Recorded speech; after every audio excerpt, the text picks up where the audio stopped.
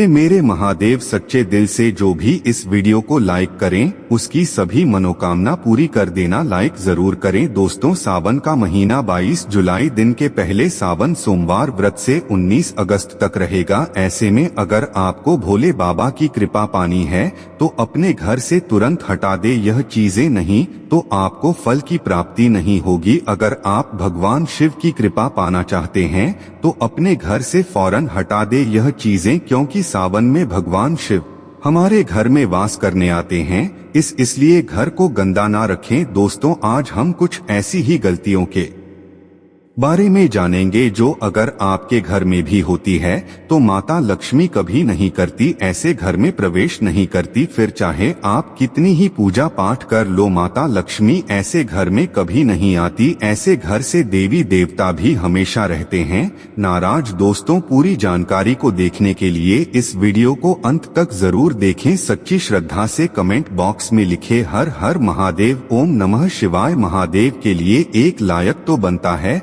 दोस्तों, वास्तुशास्त्र के अनुसार घर में सकारात्मक ऊर्जा बढ़ाने के लिए कई महत्वपूर्ण बातें बताई गई हैं। वास्तु के अनुसार घर की हर एक वस्तु नकारात्मक और सकारात्मक ऊर्जा का संचार करती है। अगर उन्हें सही स्थान पर ना रखा जाए तो यह घर में नकारात्मकता फैलाती है, जिसका असर पूरी तरह से घर की आर्थिक स्थिति पर पड़ जाता है और घर में क्लेश बढ़ता है। वहीं अगर उन्हें सही दिशा में और सही स्थान पर रखा जाए तो यह घर में सकारात्मक ऊर्जा फैलाते हैं और घर में सुख शांति बनी रहती है। दोस्तों, वास्तु के अनुसार घर का मुख्य द्वार सभी तरह की सुख समृद्धि और वैभव का प्रवेश द्वार होता है, लेकिन अगर इसकी दिशा गलत हो या फिर कुछ ऐसी चीजें इसके सामने रखी जाए तो नकारात्मकता फैलती है, तो इससे घर में क्लेश, बीमारियां और दरिद्रता घर में प्रवेश करती है। इसी कारण वास्तुशास्त्र में घर के मुख्य द्वार को बहुत अधिक महत्व दिया गया है। वास्तुशास्त्र के अनुसार मुख्य द्वार के सामने कुछ ऐसी चीजें हैं जो कभी नहीं होनी चाहिए। यह चीजें अशुभ तो होती ही है, साथ ही साथ यह कई तरह की समस्याएं उत्पन्न करती हैं। इनका असर परिवार की महिलाओं पर, बड़े बुजुर्गों पर, घर के बालकों पर तथा ऐसे ही कई चीजें परिवार के हर एक सदस्य पर बुरा असर डालती हैं और उन्हें स्वास्थ्य के साथ ही आर्थिक समस्याओं का सामना भी करना पड़ता है। तो ऐसे में हम जानते हैं मुख्य द्वार के सामने वह कौन सी चीजें हैं जो होना बहुत ही अशुभ माना गया है। लेकिन दोस्तों, आगे बढ़ने से पहले आपसे एक विनती करते हैं कि हमारे चैनल को सब्सक्राइब करके इस बेल आइकन को जरूर दबाएं। साथ ही साथ एक लाइक तो बनता है और कमेंट में अपनी राशि भी डाल दीजिएगा। यदि हमारे पास कोई उपाय होगा तो वह आकर हम आपके कमेंट के रिप्लाई में बता देंगे। दोस्तों, नंबर 1, घर के सामने गंदे पानी का जमाव। वास्तु के अनुसार तथा धर्मशास्त्र के अनुसार घर के मुख्य द्वार के सामने में गंदे पानी का जमाव होना बड़ा ही अशुभ होता है। यह वास्तु दोष का कारण बनता है। साथ ही साथ इस गंदे पानी में कई हजार गुना बैक्टीरिया पनपते हैं जो परिवार के सदस्यों को बीमार कर सकते हैं। गंदे पानी का जमाव होने से हैजा, पीलिया, डायरिया तथा कैंसर होने का खतरा बना रहता है। भगवान से रिश्ते हमारे खराब हो जाते हैं। हमारी प्रार्थना भगवान तक फिर नहीं पहुंच पाती। गंदी नाली, कीचड़ के कारण प्रार्थना भी आने से डरती है। पॉजिटिविटी का सत्यानाश हो जाता है। सकारात्मक ऊर्जा हमारे घर तक नहीं आती, बल्कि हम भूत प्रेत को ऐसा करके अपने घर बुलाते हैं। राहु दोष उत्पन्न हो जाते हैं, लक्ष्मी रुष्ट हो जाती है, शनिदेव क्रोधित हो जाते हैं। इसलिए अगर घर के सामने कोई भी गंदा पानी जमा होता है तो उसे तुरंत हटा देना चाहिए, या जिस गड्ढे में गंदा पानी है उसे सीमेंट से भर देना चाहिए। वास्तु के अनुसार इसे उचित नहीं माना जाता, इससे धन नष्ट हो जाता है, गरीबी सर पर चढ़ा जाती है, रिश्तेदार और मेहमान उसका रास्ता भूल जाते हैं, कोई नहीं आता। ऐसे घर में जब साधारण मनुष्य घृणा करता है तो ईश्वर से आप क्या उम्मीद रखेंगे सकारात्मकता का? आप खुद सत्यानाश करते हैं। इसीलिए सफाई जितनी रखोगे उतना ही देव शक्तियां आएंगी। माता लक्ष्मी घर की ओर प्रस्थान करती है। दोस्तों, नंबर 2, कांटेदार पौधे। कांटेदार पौधे कई लोग घर की शोभा बढ़ाने के लिए लगा लेते हैं। सोचते हैं इससे घर हमारा खूबसूरत दिखेगा, जो कि बहुत ही अशुभ माने जाते हैं। कांटेदार पौधों को शुभता का प्रतीक नहीं माना जाता। कांटेदार पौधे अगर घर के सामने लगे हो तो यह परिवार में चुभन का काम करते हैं, रिश्तों में चुभन पैदा हो जाती है। कांटेदार पौधे नकारात्मकता का कारण बनते हैं। घर के सामने या घर के बगल में कांटेदार पौधे कभी नहीं लगाने चाहिए। अगर आप कांटेदार पौधे को शुभ मानते हैं तो एक बार अपने बच्चों को उस कांटेदार पौधे के पास भेजो और उसे खेलने के लिए बोलो। आपका शिशु उस कांटेदार पौधे से जख्मी हो जाएगा और उसकी मृत्यु भी हो सकती है। इससे माता लक्ष्मी प्रवेश नहीं करती बल्कि राहु केतु घर में प्रवेश कर जाते हैं और घर में क्लेश बढ़ता है, परिवार में नफरत हो जाती है। इसीलिए कांटेदार पौधे तुरंत घर से हटा दे। जिस कांटेदार पौधे में फूल नहीं आता, पत्ते नहीं होते, उसका घर के आसपास होना भी घोर अनर्थ माना जाता है। कांटेदार पौधे को जितना जल्दी हो सके अपनी भलाई के लिए तुरंत हटा दें। कांटेदार पौधे लगाने से शत्रुओं की संख्या बियाच जाती है। दोस्तों, घर के मुख्य द्वार पर केवल खुशबूदार पौधे, तुलसी का पौधा, हरे, गुलाबी, लाल, पीले फूलों के पौधे ही लगाने चाहिए। इनकी सुगंध से माता लक्ष्मी आकर्षित होती है और घर में अपना वास बना लेती है। दोस्तों, नंबर 3, कूड़ादान। कूड़ा डालने में आसानी हो जाए इसलिए कुछ लोग कूड़ेदान को मुख्य द्वार के सामने सटा के रख देते हैं अथवा घर के सामने ही रख देते हैं, लेकिन वास्तुशास्त्र के अनुसार यह बहुत ही कष्टकारी होता है और धन की हानि का सूचक माना जाता है। अब मान लीजिए जैसे ही गेट पर माता लक्ष्मी का आगमन होता है तो माता लक्ष्मी कचरे से भरी बाल्टी को देखकर वापस लौट जाती हैं। माता लक्ष्मी भी कहती हैं कि मेरे आगमन पर ऐसा दुष्ट व्यवहार करने वाले के घर में मैं कभी नहीं जाती, इसीलिए ऐसा भूल कर भी ना करें। और दोस्तों, कूड़ेदान को उत्तर दिशा में नहीं रखना चाहिए। इस दिशा को देवी लक्ष्मी की दिशा माना गया है। साथ ही साथ मुख्य द्वार पर झाड़ू, पोछा, बायफर आदि भी नहीं रखने चाहिए, बहुत ही अशुभ माने जाते हैं। दोस्तों, नंबर 4, बिजली का खंबा। कई घरों के सामने बिजली का खंबा होता है, लेकिन वास्तु के अनुसार यह परिवार के सदस्यों की उन्नति में बाधा होता है। मुख्य द्वार के सामने खंबा होना बहुत ही हानिकारक हो सकता है, इसीलिए मुख्य द्वार बनाते समय इस बात का ध्यान अवश्य रखें। खंबे से बिजली या करंट लगने से बच्चों की मृत्यु हो सकती है। इसे नकारात्मकता की श्रेणी में रखा गया है। घर के सामने बिल्कुल या घर से सटा हुआ खंबा मृत्यु को दावत देता है, राहु केतु को आकर्षित करता है, घर कंगाल हो जाता है। दोस्तों, नंबर 5, पेड़ पौधे। घर के मुख्य द्वार के सामने घने पेड़ पौधे नहीं होने चाहिए, इससे वास्तु दोष उत्पन्न होता है। साथ ही साथ इससे सूर्य प्रकाश घर में प्रवेश नहीं कर पाता। प्रातः काल में घर के मुख्य द्वार से सूर्य प्रकाश घर में प्रवेश करता है